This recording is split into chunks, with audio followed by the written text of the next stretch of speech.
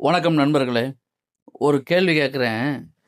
சனி பிடிச்சிருச்சு, 7:30 சனி ஆரம்பிச்சிருச்சு, இனிமேல் கஷ்டம்தான். இப்படி யாராவது சொன்னா, நம்ம மனசுல என்ன வரும்? ஆஹா!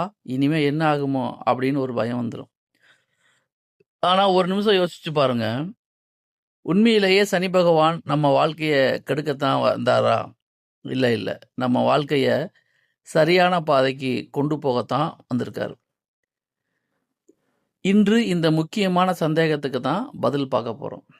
நண்பர்களே, சனி பகவான் என்றாலே பயம் என்ற எண்ணம் நம்ம சமூகத்தில் பல வருடங்களாக இருக்குது.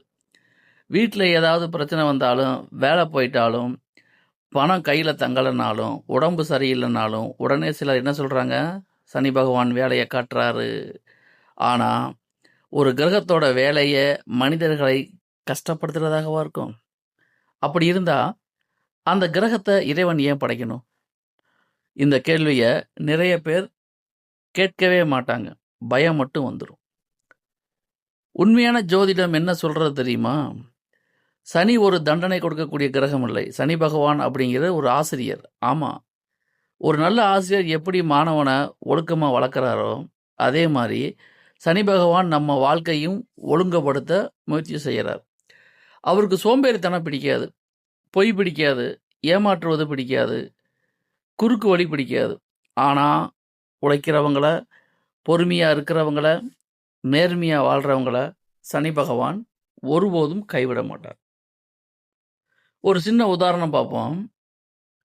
ஒரே அலுவலகத்தில் 2 பேர் வேலை பார்க்குறாங்க. ஒருத்தர் யாரும் பார்க்காத நேரத்தில் வேலை செய்ய மாட்டார், பொறுப்பெடுத்துக்க மாட்டார், தப்பாக வேற யார் மேலேயாவது போட்டுருவார். இன்னொருத்தர் யாரும் சொல்லாமலேயே வேலையை முடிப்பார், நேரத்தை மதிப்பார், கொடுத்த பொறுப்பை சரியாக செய்வார். 1 வருடம் கழித்து 2 வருடம் கழித்து யாருக்கு பதவி உயர்வு கிடைக்கும்? மேனேஜர் யாரை நம்புவார்? நம்ம எல்லாருக்கும் பதில் தெரியும். உழைத்தவரைத்தான் மதிப்பாங்க. அதே மாதிரி தான் சனி பகவானும் உடனடியாக பரிசு கொடுக்க மாட்டார். ஆனால் உழைப்புக்கு ஏற்ற பலனை சரியான நேரத்தில் கொடுப்பார். அதனால தான் சனி பகவான் அவருடைய காலகட்டத்தில் நிறைய பேருக்கு வாழ்க்கையில் பொறுப்பு அதிகமாகும், வேலை சுமை கூடும். இப்போது சனி தசை, சனி புத்தி, சனி அந்தரம் இந்த மாதிரி நடக்குதுன்னு வச்சுக்கோங்க. அந்த காலகட்டத்தில் தான் திடீர்னு ஒருத்தருக்கு பொறுப்பு அதிகமாகும், வேலை சுமை கூடும், குடும்ப பொறுப்பு கூடும். சில நேரங்களில் பண நெருக்கடி கூட வரலாம். இதையெல்லாம் பார்த்து சனி பகவான் என்னை தண்டிக்கிறாருன்னு நினைக்கிறாங்க. ஆனால் உண்மையில் வாழ்க்கையை வலிமையாக சமாளிக்கிற திறமையை சனி பகவான் உருவாக்கிக்கிட்டு இருக்கார்.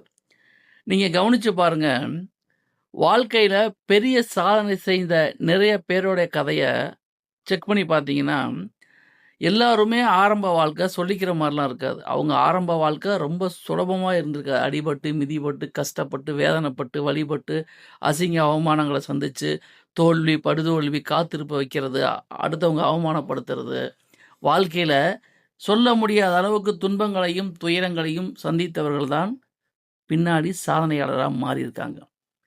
ஆனால் அந்த அனுபவம் தான் பின்னாடி அவங்கள பெரிய இடத்துக்கு கொண்டு போயிருக்கும். ஜோதிட ரீதியிலும் சனி பகவான் பாடம் சொல்கிறது இதைத்தான். இன்னொரு விஷயத்தையும் நம்ம புரிஞ்சுக்கணும் சார்.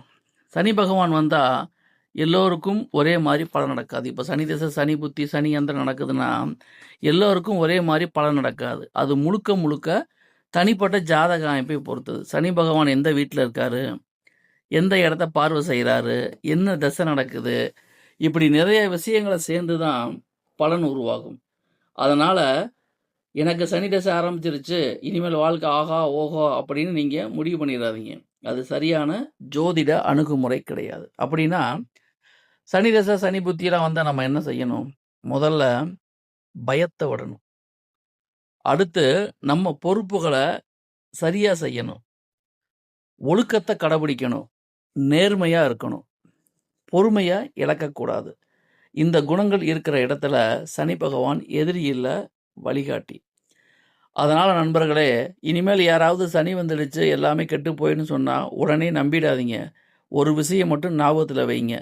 சனி பகவான் உங்களை உடைக்க வரவில்லை, உங்களை உருவாக்கத்தான் வருகிறார். அதை புரிஞ்சிட்டிங்கன்னா சனி பகவானை பார்த்து பயக்க மாட்டீங்க, மதிக்க ஆரம்பிப்பீங்க.